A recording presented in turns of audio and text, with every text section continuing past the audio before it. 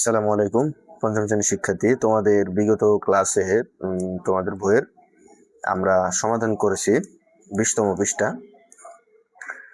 20তম পৃষ্ঠা সমাধান করেছি, 21তম পৃষ্ঠা সমাধান করেছি। এবার আজকে আমরা সমাধান করব 22তম পৃষ্ঠা। ঠিক আছে, 22তম পৃষ্ঠাতে তোমাদের যে অঙ্কগুলো দেওয়া রয়েছে এই অঙ্কটা সমাধান করব। আমাদের 22তম পৃষ্ঠাতে কি বলেছে যে বাজারে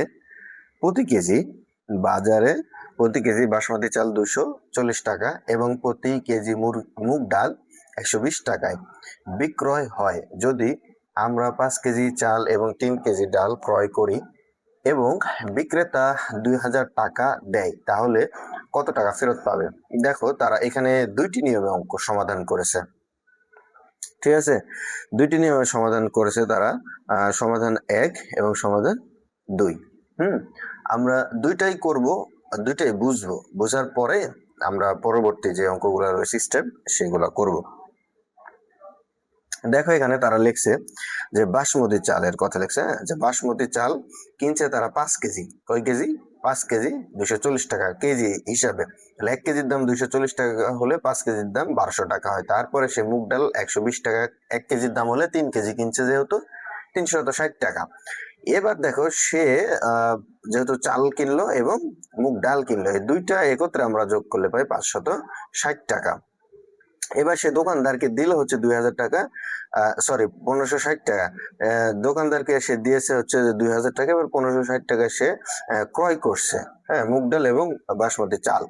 তো তাহলে ওইটা তুমি বাদ দাও, যেটা তুমি ক্রয় করেছো, যে টাকার পণ্য, সেটা বাদ দিলেই তো তোমাকে ফেরত দেবে দোকানদার বাকি টাকাটুকু। ঠিক আছে, তুমি যেটা অবশিষ্ট পাবে।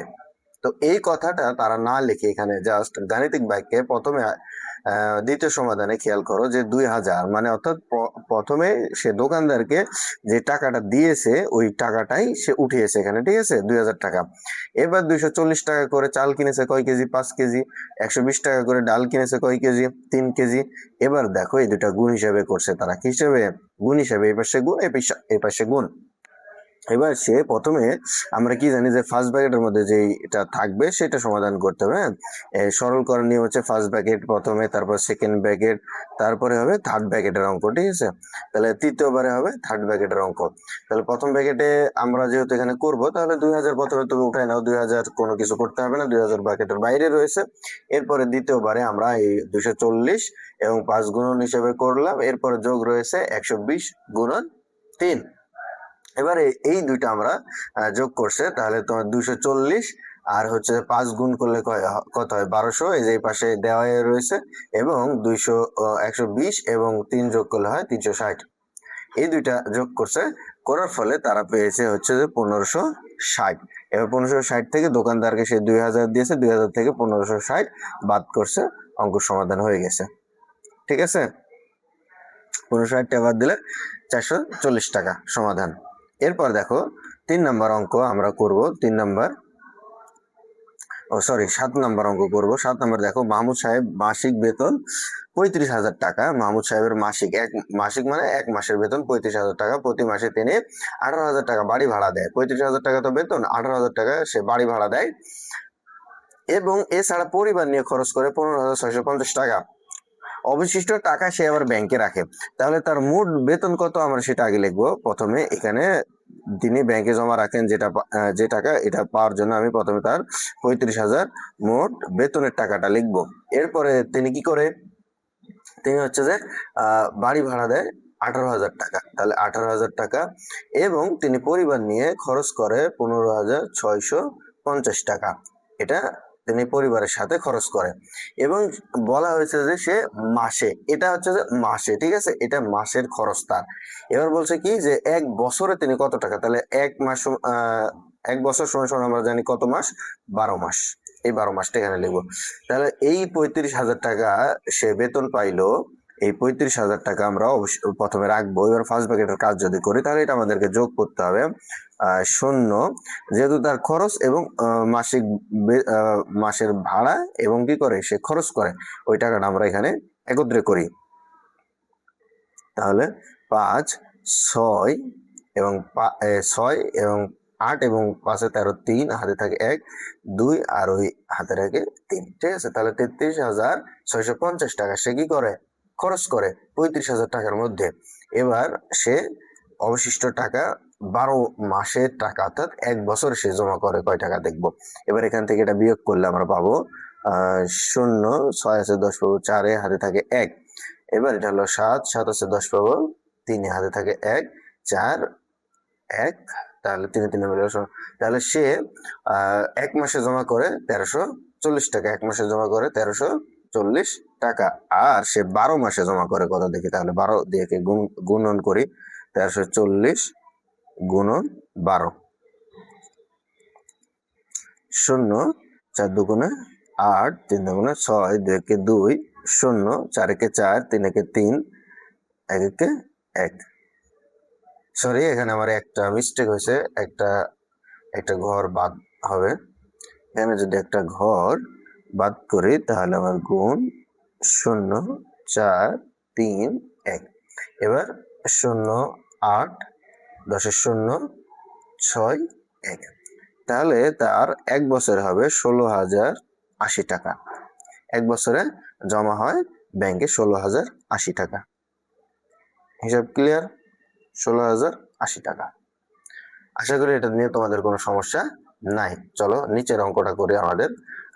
8 নম্বরে কি বলেছে? 8 নম্বরে বলেছে একটি পানির ট্যাঙ্কে প্রতি মিনিটে 7 লিটার পানি 7 লিটার পানি প্রবেশ করে এবং 3 লিটার পানি কি করে খরচ করে। তাহলে তোমার 7 লিটার পানি যেহেতু প্রবেশ করে এবং 3 লিটার পানি খরচ করো, তাহলে 7 থেকে 3 বাদ দাও, তাহলে তোমার ট্যাঙ্কে পানি রাখা অবশিষ্ট থাকে 4 লিটার। এবং এই 12 মিনিট পর্যন্ত এই পানিটা যায়। কয় মিনিট পর্যন্ত?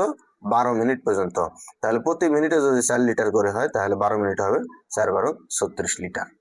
ঠিক আছে, এমন কোনো সমস্যা আছে? সমস্যা তো থাকার কথা না। এরপরে দেখো 23 নম্বর পৃষ্ঠাতে।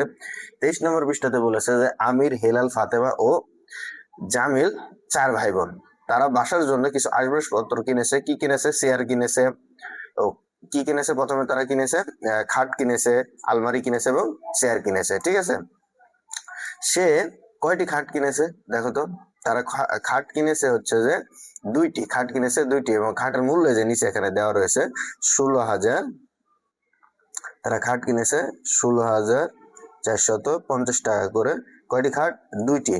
এবার আলমারি কিনেছে 1টি, 27,500 টাকা দিয়ে একটি আলমারি কিনেছে।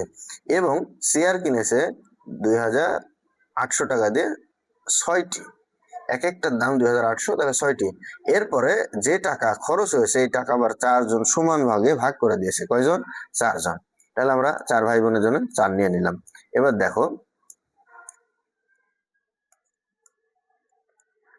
তাহলে প্রত্যেকে কত টাকা করে দিল। এবার আমরা পুরো টাকাটা একত্রে করি। তাহলে এটাকে গুণ করো। 0 5 2 10 এর 0 হাতে থাকে 1 4 5 20 21 এর 1 হাতে থাকে 2 4 6 2 12 13 3 2 1 2 আর 1 3। তাহলে তারা 33,100 টাকার খাট কিনলো।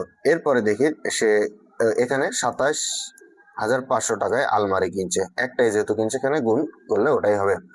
0 0 6 48 এর 8 হাতে থাকে 4 6 2 12 আর 4 16। ঠিক আছে, এবার ভাগ করে দিছে 4 জন।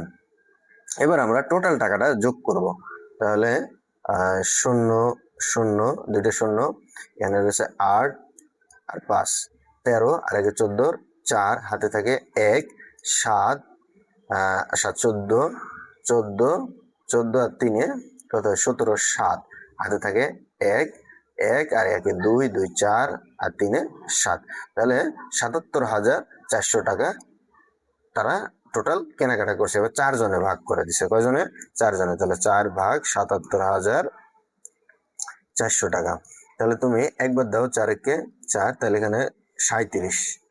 ঠিক আছে, 4 9 36, 9 বার দাও তাহলে হবে 36। এরপরে কত হবে? এখানে 1 ওই 4, তারপরে 3 4 12, কত হবে? 12। তাহলে এখানে আমার কত নামবে?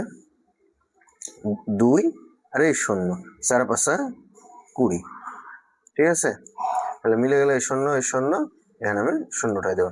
তাহলে তাদের হচ্ছে যে প্রত্যেকের টাকা লেগেছে 50 টাকা, 19,350 টাকা, 19,350 টাকা, প্রত্যেকে 19,350 টাকা করে দিয়েছে। ঠিক আছে, অঙ্ক ক্লিয়ার। এরপরে দেখো নিচেরটা বলেছে যে আয়েশা এবং আমেনা একত্রে এত টাকা রয়েছে। ঠিক আছে, আয়েশা এবং আমেনা দুইজন, তাদের একত্রে 12,750 টাকা রয়েছে দুজনের কাছে একত্রে। এবার আমেনা সে আয়েশার 1,120 টাকা বেশি রয়েছে। আমেনা সে আয়েশার 1,120 টাকা বেশি রয়েছে। আয়েশা এবং আমেনার প্রত্যেকের কত টাকা আছে? এবার প্রত্যেকের কাছে কত টাকা করে আছে, তাহলে যে টাকা রয়েছে সেটা প্রথমে বেশিটুকু আমরা কি করবো, বাদ করে দেবো। তাহলে আমরা এখানে যে অঙ্কটা করেছে এটা হচ্ছে যে আমেনার এবং আয়েশার একত্রে টাকা রয়েছে। তাহলে আয়েশার যে টাকাটা রয়েছে এখানে বেশি রয়েছে আয়েশার টাকা, তাহলে আয়েশার টাকাটা আমরা প্রথমে বাদ রাখি। বাদ রাখার পরে কি করবো, আমরা এটাকে 2 দিয়ে ভাগ করব। দেখো কিভাবে করি, প্রথমে আমরা আয়েশার টাকাটা বাদ দিবো এখান থেকে। তাহলে আয়েশার আছে, সরি, আমিনার এবং আয়েশার যে টাকাটা রয়েছে এই টাকাটা হচ্ছে কার বেশি, আয়েশার। এই 1,000 অর্থাৎ 1,120 টাকা আয়েশার বেশি আছে, তাহলে বেশি টাকা বাদ দাও। তাহলে 0, 6, 2 এবং এখানে হবে সমান সমান 0, 2 আছে 5 পাবো, 3-এ 2 আছে 5, 3-এ। তাহলে 1 থেকে 7 থেকে 1 বাদ দিলে 6, 0, 2, ঠিক আছে, 6 এবং এবার তুমি 1 বাদ দাও, এরপরে 6, এবার 1 থেকে 2 বাদ দাও, 1, 1, ঠিক আছে। এই টাকাটা আবার হচ্ছে আমরা ভাগ করব 11,636 টাকা দুজনের মধ্যে সমান করে ভাগ করি। তাহলে 5 দুগুণে 10, 16, 8 দুগুণে 16, এরপর 6, 3 দুগুণে 3, তাহলে 2 1-কে 2, 1, 6, 8 দুগুণে 16। তাহলে এখানে পাবো আমরা 5, 8, 1, 8, ঠিক আছে। তাহলে এখানে 2 দিয়ে যদি ভাগ করি তাহলে পাবো হচ্ছে 5,818 টাকা। এই টাকা হচ্ছে আমেনের টাকা। এবার আমেনার যে টাকা রয়েছে এই টাকা চাইতে 1,120 টাকা হচ্ছে আয়েশার বেশি রয়েছে। তাহলে আমরা এখানে আয়েশার টাকা বের করার সময় 5,818 সাথে বেশি টাকা যেটা রয়েছে এটা যোগ করব। যোগ করলে কত হবে, 8, 3, 9, 6, তাহলে 6,938 টাকা এটা হচ্ছে আমাদের আয়েশার টাকা। 6,938 টাকা এটা আয়েশার টাকা, আর 5,818 টাকা এটা হচ্ছে, সরি, এটা হচ্ছে, হ্যাঁ, আমেনার টাকা এটা 5,818 টাকা, আর আয়েশার টাকা হচ্ছে এটা 6,938 টাকা। Clear concept? 23 পৃষ্ঠাতে আর কোনো সমস্যা থাকার কথা না। এরপরে দেখো 24 পৃষ্ঠার যে অঙ্কগুলো রয়েছে এর পরবর্তীতে আমরা সমাধান করব।